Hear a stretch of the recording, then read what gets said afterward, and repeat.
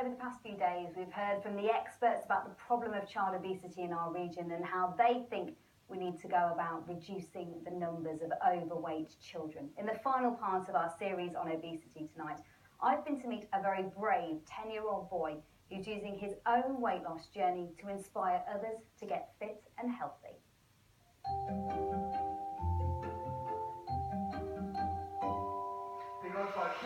Being drawn back into an unhealthy lifestyle is not something that Harrison Wright ever wants to happen again. I noticed that I wasn't as fast as other people. I noticed that I was one of the slowest. And I noticed that my belly was getting bigger. I wanted people to hear my story, and I wanted other kids to relate, because loads of kids go on social media. He set up his own Instagram page called Harrison's Weight Loss Journey. Every day he posts pictures of healthy meals and workouts that motivate him and inspire others. So I'm using chicken because it's a good source of protein for a refuel after you've exercised. How did Harrison get to that stage? It just crept up. He didn't eat a bad diet, but he probably wasn't doing an awful lot of exercise. He's got a really good palate for food, so he probably was overeating more than eating the wrong things. So it was just about adjusting. But those little adjustments have made a big difference. Harrison's now been picked up by another social media sensation, Joe Wicks, the body coach.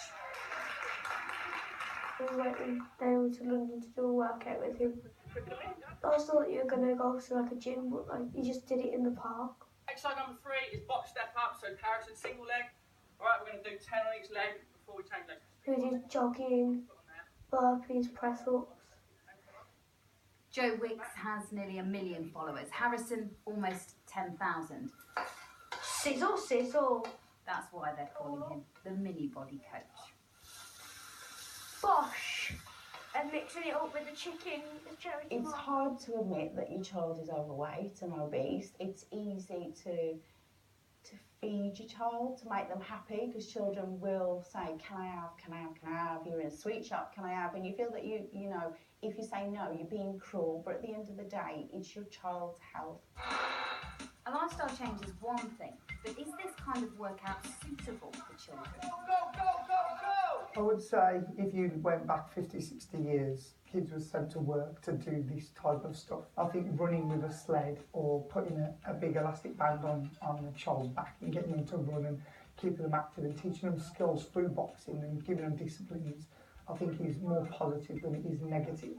He's super fit and we know that he's still classed as obese.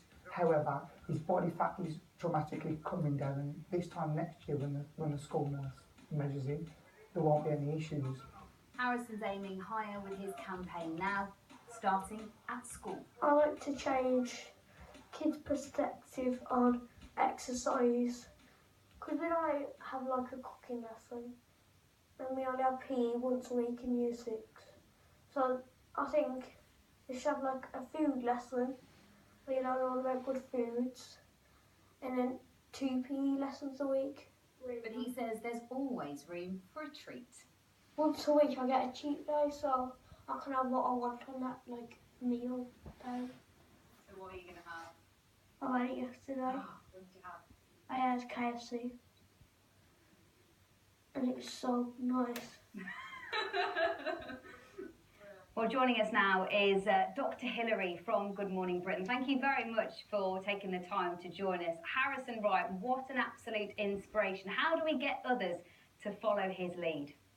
Well, I hope we do. I think Harrison will do very well reaching out to others and inspiring them and sharing his journey with other peer groups, people his age. I mean, when you think about the consequences of childhood obesity, for the child, one of the worst things is the discrimination that they suffer at school, the teasing, the abuse that they receive.